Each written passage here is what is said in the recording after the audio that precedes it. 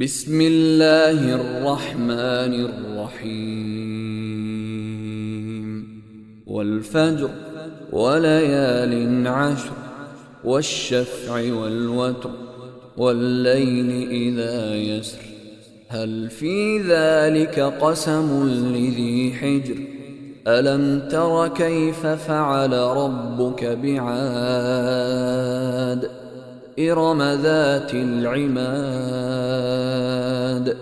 التي لم يخلق مثلها في البلاد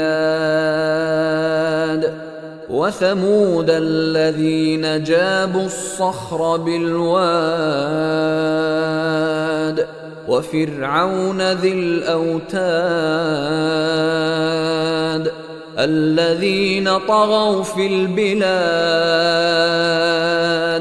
فأكثروا فيها الفساد فصب عليهم ربك سوط عذاب إن ربك لبالمرصاد فأما الإنسان إذا ما ابتلاه ربه فأكرمه ونعمه فيقول ربي أكرمن وأما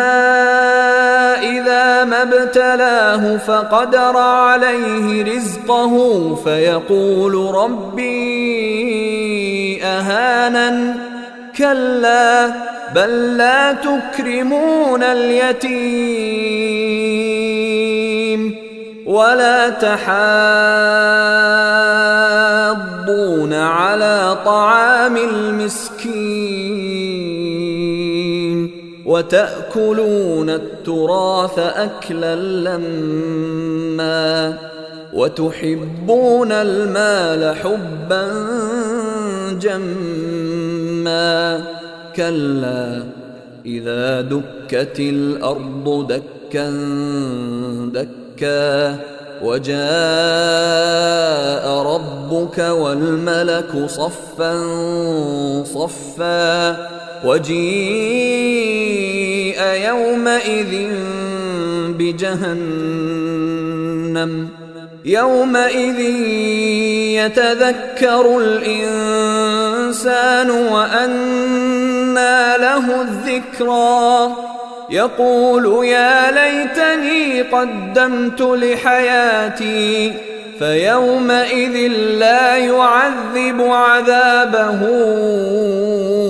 أحد ولا يوثق وثاقه أحد يا أيتها النفس المطمئنة ارجعي إلى ربك راضية مرضية فادخلي في عبادي وادخلي جنتي.